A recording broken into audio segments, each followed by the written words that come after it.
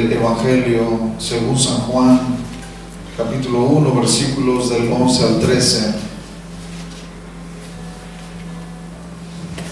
La lectura y la palabra de Dios dice de la siguiente manera: A lo suyo vino y los suyos no le recibieron, mas a todos los que le recibieron, a los que creen en su nombre, les dio potestad de ser hechos hijos de Dios, los cuales no son engendrados de sangre, ni de voluntad de carne, ni de voluntad de varón, sino de Dios.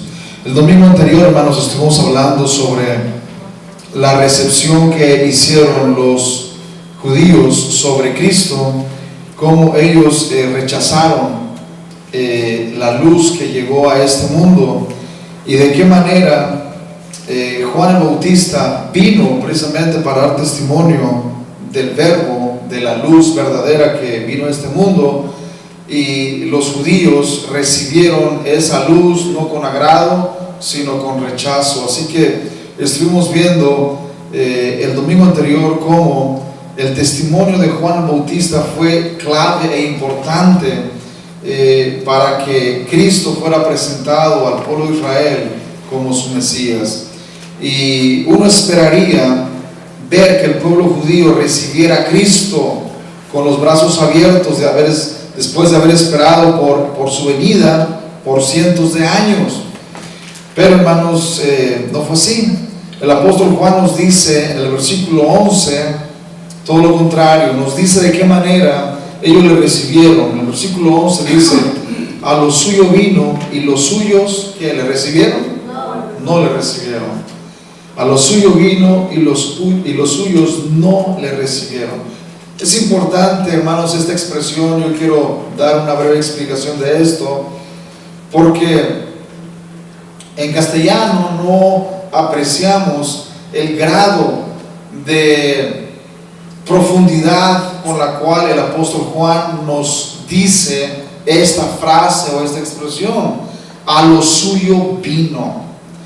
Hermanos, Juan usa en el original griego una expresión que es traducida en nuestro idioma como lo suyo, pero esta frase, lo suyo, en realidad significa literalmente su hogar o su posesión.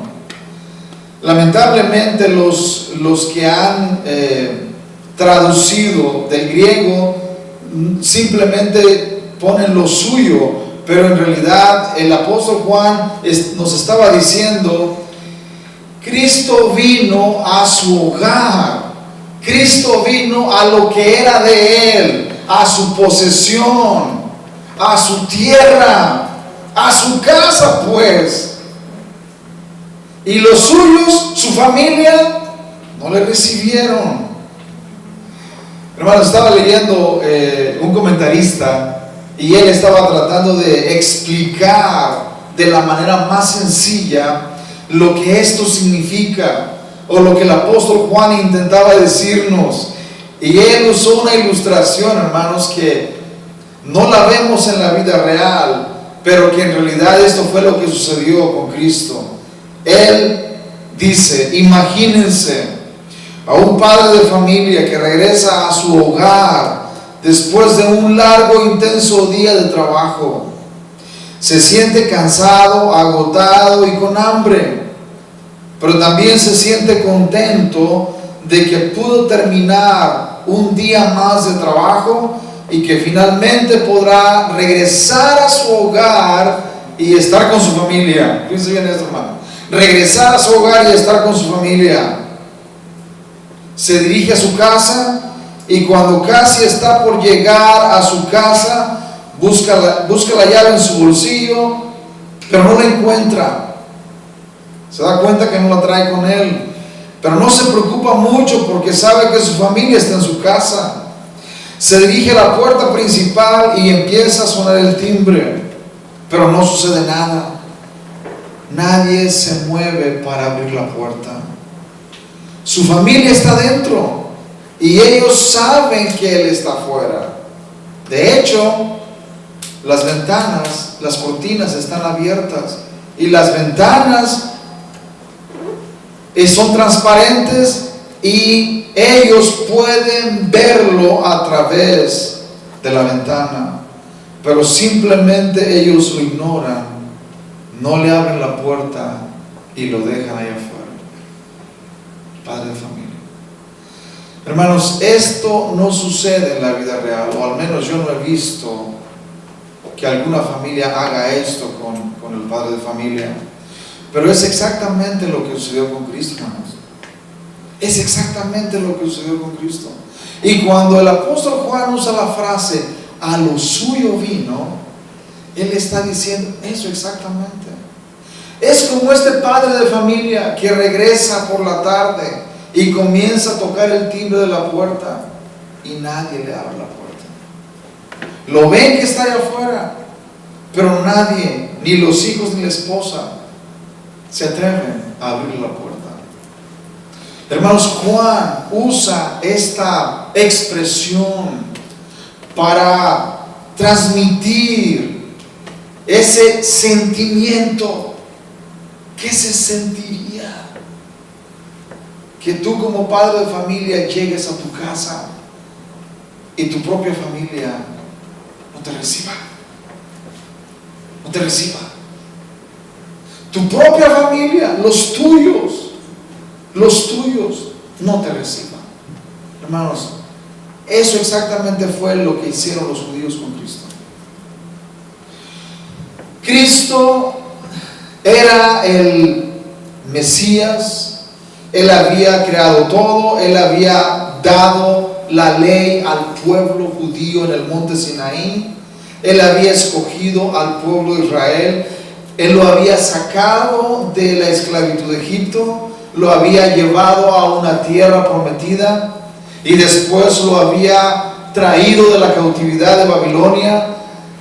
Él había hecho todo esto por su pueblo, era su pueblo, eran de Él.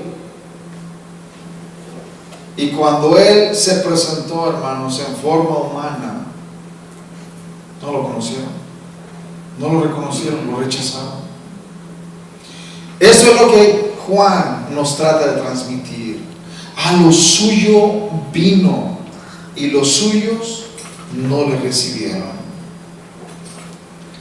El versículo 2 es importante, hermanos, porque nos habla de las buenas nuevas del Evangelio. Mas a todos los que le recibieron, a los que creen en su nombre, les dio potestad de ser hechos hijos de Dios. Esto es importante, hermanos, porque el rechazo de Cristo por parte de su propio pueblo fue algo que benefició al mundo entero, al mundo entero. Y esto pareciera ser un accidente a simple vista, pero la palabra de Dios dice que estaba en los planes secretos de Dios. Hermanos, el rechazo de Cristo por los judíos no fue un accidente, fue algo que Dios había planeado, decretado desde antes de la fundación del mundo. Así que los judíos rechazaron a Cristo debido a que Dios lo había decretado para que la salvación pudiera alcanzarnos a nosotros. Hay una parábola, hermanos, que Cristo mostró cuando Él andaba ministrando y que muestra cómo el pueblo judío rechazaba a Cristo. Ahí en Mateo capítulo 21, si vamos a Mateo 21, versículos 33 al 43, Cristo da una parábola que los líderes judíos entienden muy bien qué es lo que Él les estaba tratando de decir. Mateo 21, 33 al 43 dice de la siguiente manera: Oíd otra parábola. Hubo un hombre, padre de familia, el cual plantó una viña, la cercó de vallado, cavó en ella un lugar, edificó una torre y la arrendó a unos labradores y se fue lejos. Y cuando se acercó el tiempo de los frutos, envió sus siervos a los labradores para que recibiesen sus frutos. Mas los labradores, tomando a los siervos, a unos golpearon, a otros mataron y a otro apedrearon. Envió de nuevo otros siervos más que los primeros, e hicieron con ellos de la misma manera. Finalmente les envió su hijo, diciendo: tendrán respeto a mi hijo. Mas los labradores, cuando vieron al hijo, dijeron entre sí: este es el heredero, venid, matémosle y apoderémonos de su heredad. Y tomándole, le echaron fuera de la viña y le mataron. Cuando venga pues el señor de la viña, ¿qué hará a aquellos labradores? Le dijeron: a los malos destruirá sin misericordia, y arrendará su viña a otros labradores que le paguen el fruto a su tiempo. Jesús les dijo: ¿nunca leísteis en las Escrituras? La piedra que desecharon los edificadores ha venido a ser cabeza del ángulo. El Señor ha hecho esto, y es cosa maravillosa a vuestros ojos. Por tanto os digo que el reino de Dios será quitado de vosotros y será dado a gente que produzca los frutos de él. Y veamos el versículo 45. Y oyendo sus parábolas, los principales sacerdotes y los fariseos entendieron que hablaba de ellos. Ellos entendieron muy bien, hermano, lo que Cristo estaba diciendo. Debido al rechazo del pueblo judío, de los líderes religiosos de Israel, rechazarían al hijo, lo matarían, pero, hermanos, el Padre quitaría el reino de ellos y se lo daría a gente que produzca fruto. Fácil, hermanos, claro. Y los líderes religiosos entendieron lo que Cristo estaba diciendo, que ellos no tendrían más el reino, no más, debido a su rebeldía, debido a su infidelidad. Ellos, eso que ellos tenían, se les quitaría y se les daría a otras personas. Bueno, hermanos, la iglesia que nació en el día de Pentecostés es el cumplimiento de estas palabras de Cristo. El reino ha pasado a ser la iglesia de Cristo, que es la esposa del Cordero. Porque la esposa, hermanos, infiel, que era Israel, rechazó a su Mesías. Así que estas palabras, hermanos, de que el reino de Dios será quitado de vosotros. El reino de Dios, el versículo 43 dice: por tanto os digo que el reino de Dios será quitado de vosotros y será dado a gente que produzca los frutos de él. Nosotros pensaríamos, hermanos, que los judíos son los únicos que rechazan a Cristo, pero no es así. Esa historia se sigue repitiendo día tras día, semana tras semana, mes tras mes, año tras año. Muchas personas siguen rechazando a Cristo. Muchas personas, cuando se les presenta el evangelio del reino, siguen rechazando no solamente el evangelio, pero también a Cristo. Y así ellos siguen perpetuando la rebeldía que cometieron los judíos en el primer siglo. Pero, hermanos, el rechazo de los judíos nos benefició a nosotros, los gentiles, a todas las naciones del mundo. ¿Qué dice el versículo 12 del capítulo 1 de Juan? Mas a todos los que le recibieron, a los que creen en su nombre, les dio potestad o derecho de ser hechos hijos de Dios. El apóstol Juan, hermanos, usa una palabra en griego que es traducida como potestad, pero que en realidad significa les dio derecho de ser hijos de Dios. ¿Por qué nos dio derecho de ser hijos de Dios? Porque hemos creído en Él, porque hemos creído en Cristo. Por lo tanto, tenemos derecho de ser hijos de Dios. Hermanos, es como nuestros hijos biológicos, por ejemplo. Nuestros hijos son nuestros hijos, aunque no quieran ser nuestros hijos, tienen derecho, ¿no es cierto? Son nuestros hijos y tienen derecho de ser nuestros hijos. Aun cuando una mañana ellos despiertan como que no se sientan muy hijos de sus padres, ¿no es cierto? Oh, no me siento que soy hijo de mi papá o de mi mamá. Podrán sentirse que no son nuestros hijos, pero son nuestros hijos. Y no hay nada, hermanos, que los haga ser personas ajenas. Siguen siendo nuestros hijos. Esto mismo se aplica al plano espiritual, hermanos. Los que hemos creído en Cristo nos hemos convertido en hijos de Dios y por lo tanto tenemos ese derecho de ser hijos de Dios. Pero el requisito indispensable para ser hechos hijos de Dios es creer en Jesucristo y solo en Él. Hay mucha gente, hermanos, que dice, oh, todos somos hijos de Dios. Todos somos hijos de Dios. Todos los seres humanos somos hijos de Dios. La verdad, hermanos, es distinta. Todos somos creación de Dios, pero no todos son hijos de Dios.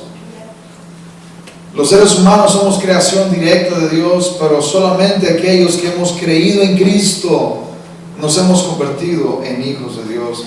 El punto número 3, hermanos, que quiero hacer es lo que dice el versículo 13. Los cuales no son engendrados de sangre, ni de voluntad de carne, ni de voluntad de varón, sino de Dios. Y esto es la manera en la que los hijos de Dios son engendrados. ¿Cómo son engendrados, hermanos, aquellos que son hijos de Dios? ¿De qué manera? El apóstol Juan nos habla de 3 características negativas y una característica positiva. Él dice, los que son hijos de Dios no son engendrados de sangre, no son engendrados de voluntad de carne, ni tampoco de voluntad de varón, sino de Dios. Hay algunos comentaristas, hermanos, que comentan de cada una de estas características.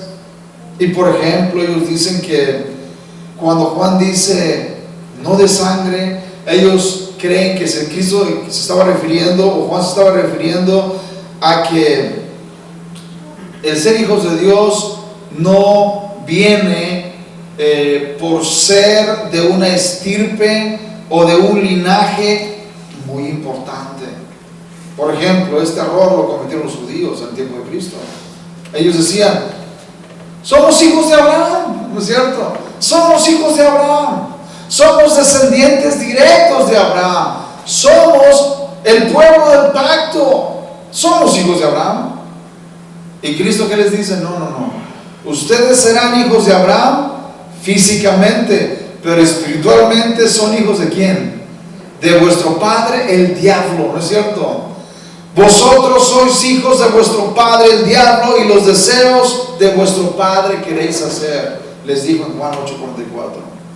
Por lo tanto, una persona, hermanos, podrá físicamente ser descendiente del rey de Inglaterra, o de la reina Isabel, o de cualquier otro personaje importante. Hermanos, no importa de quién sea descendiente, si no es un hijo de Dios por la fe en Jesucristo, va a aterrizar en el infierno, igual que Judas Iscariote, o igual que todos aquellos que rechazaron a Cristo y que decían, crucifícale, crucifícale, danos a Barrabás y crucifica a este. Cuando el apóstol Juan dice que no son engendrados de sangre,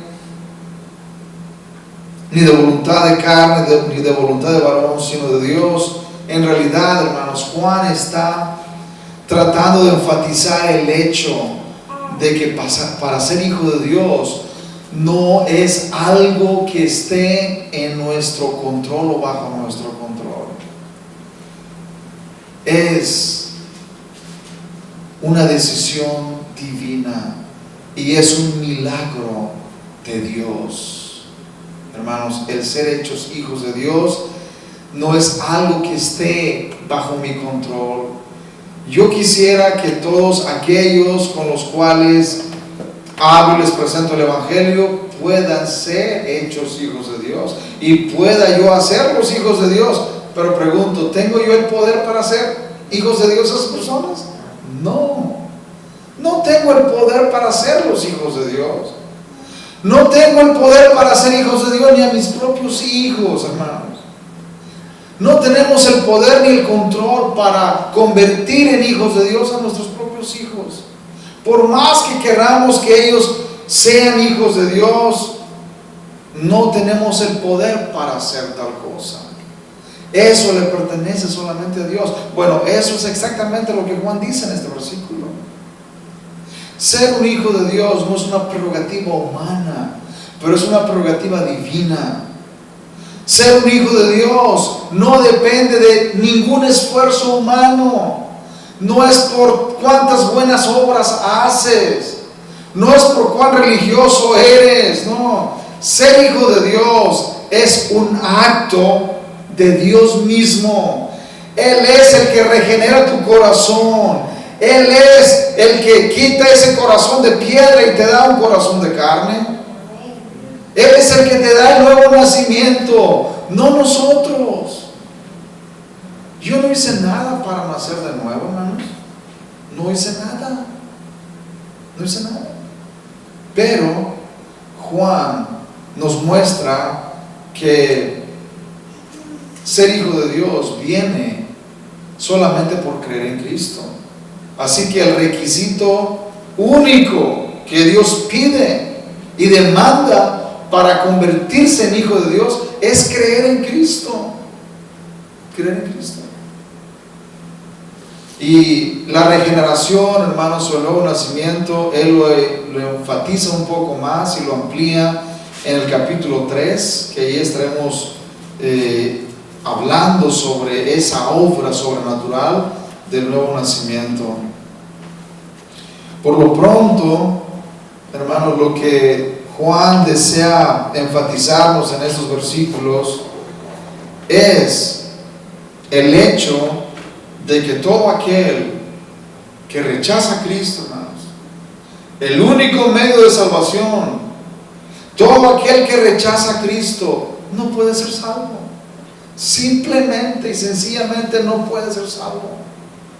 No importa cuán buena persona sea, no importa cuántas buenas obras haga, no importa cuán religioso sea, no importa cuántos años lleve en la iglesia, no importa quién lo bautizó, no importa, nada de eso importa, hermanos.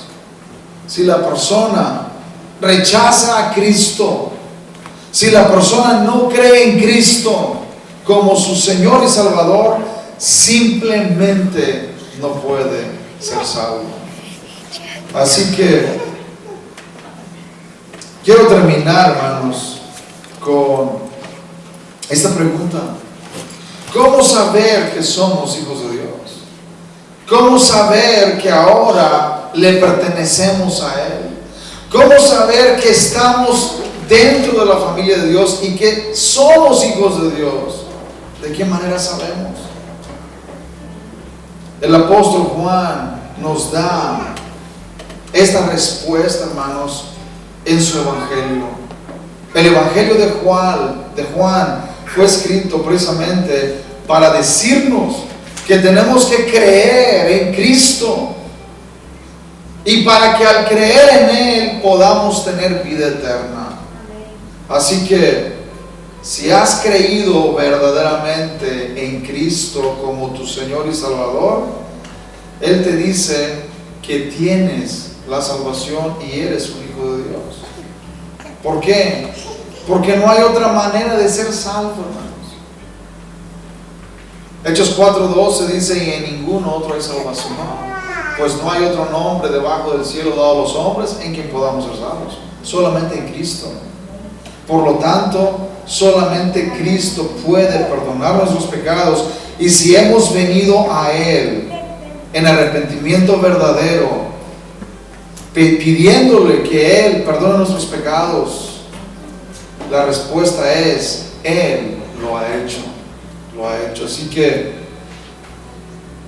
en el próximo domingo estaremos continuando con este importante evangelio, hermanos, y yo les invito a que nos pongamos de pie esta mañana y oremos al Señor y le pidamos que Él nos dé esa certeza de que le pertenecemos.